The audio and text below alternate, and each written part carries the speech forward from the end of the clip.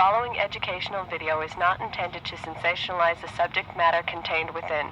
Its only purpose is to alert and educate the public to what seems to be a serious and rapidly growing epidemic in our nation. Some of the accounts, descriptions, and illustrations in this video are explicit. Viewer discretion is advised.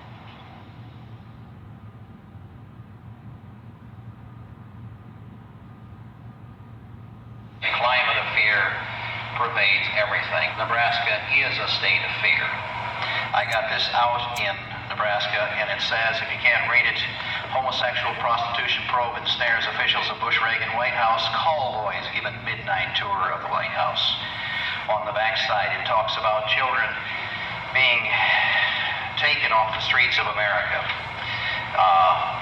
In addition to credit card fraud, the investigation is said to be focused on the illegal interstate prostitution, abduction, and use of minors for sexual perversion, extortions, larceny, and related illicit drug trafficking.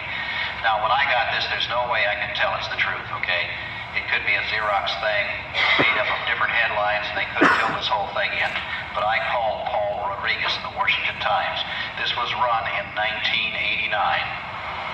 And I said, was this the only story, and was this run on the front page the way it indicated? He says it was, and I wrote 60 stories altogether about this. And I'm asking you, if a major paper in Washington, D.C. is running headlines about children who are kidnapped off the streets of America, being prostituted even into the White House, don't you think that if the news media were disseminating information as they normally would, it would be picked up and run across the country? What would have happened with Richard Nixon if the Washington Post had run the Watergate stuff and no other paper had picked up on it at all, and no Associated Press and no one had picked up on what was going on? That is literally what's happening today. It's very apparent and very obvious that there is a certain degree of cover-up there. And there's an attempt to quash the what little bit of news that has come out and to slant it and taint it by the various major publications in the state of Nebraska. And mainly because, I think, because the prominent people are involved in this. The Des Moines Register was very concerned about who was going to be delivering the papers, like the next day. And they told us we had to find a replacement. We had to find a replacement. Under those situations, I told them where to put the papers. And the press is... The press does not want to talk about what's going on. I'm using this means of bringing this information to you because all of the people that I have dealt with in the making of this program have universally said, America is censored. America is under censorship. America is terrorized by what is going on.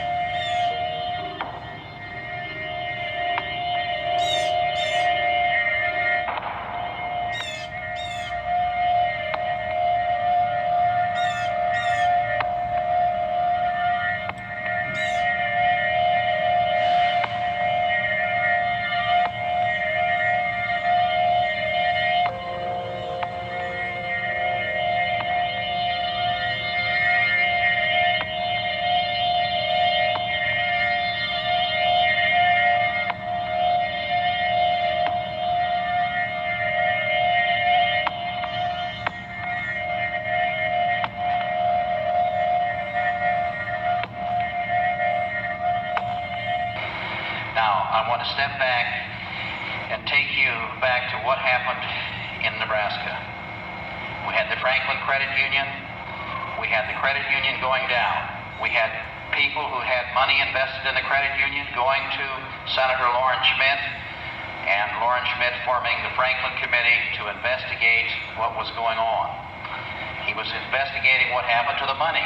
Why did that credit union fail? He wasn't investigating the prostitution of children. He wasn't investigating satanic activity and so on. But what did he find?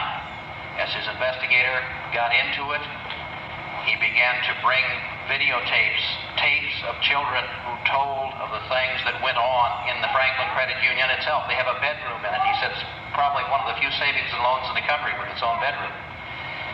And then more and more information began to come out about Larry King. Lawrence King a black man who sang the national anthem at the 1984 and 1988 presidential conventions. And I have a picture of him here with Maureen Reagan right next to him. Now that man brought children to the 84 convention and to the 88 convention for the purposes of prostitution. He had a big inaugural ball party in Washington, D.C. and rented a huge house and spent millions of dollars to bring children from Nebraska there as prostitutes. And what happened when all of this came to light? The FBI stepped in and cross-examined every one of the children and told them if they did not recant their testimony, they would be liable to as much as 530 years in prison for perjury. They were grilled for hour on hour. The ones who didn't recant ended up either dead or in jail. Definitely, in my opinion, a conspiracy here. I have to say there's a conspiracy. If not a direct conspiracy, certainly a loose-knit conspiracy, by the mere fact that these kids, if it's true, and I have a tendency to believe it is true, these kids were transported to Los Angeles, where they obtained drugs, where they were involved in ritual ceremonies. They were transported to Washington, D.C., where they claimed they were molested, and there's obviously some top political figures involved in this sort of thing. Here is a piece of information that came to me in the mail. It came from the investigation by the Franklin Committee of the Nebraska Legislature. It was verified in its authenticity by Republican Senator Lauren Schmidt of the unicameral of the Nebraska Legislature, who verified the truth and authenticity of it. I want to give you a picture of true horror. But children were not merely abused. One victim described an incident at a farm near Elkhorn, Nebraska in 1981 or 82, where a 10-year-old boy was repeatedly sodomized and beaten by older men. He finally lay crying with blood streaming from his rectum. One of the men took up a pitchfork, playfully playing with him at first, but finally sticking one tine into him. While the boy screamed and the other men stood around and laughed, finally the whole pitchfork was stuck through him, killing him. Snuff films were involved as well. Another young boy was taken by someone in the King Circle from Nebraska to another city and forced to perform oral sex on a man. As the abuser reached orgasm, he shot the boy in the head with a pistol, all of which was filmed. Our private investigation has led us down all of these trails years ago to the snuff films, to a lot of things. And many of our friends and associates bailed out on us because they didn't want to hear it. It was too horrible to want to be close to either one of us. Well, the security blanket was rippled, and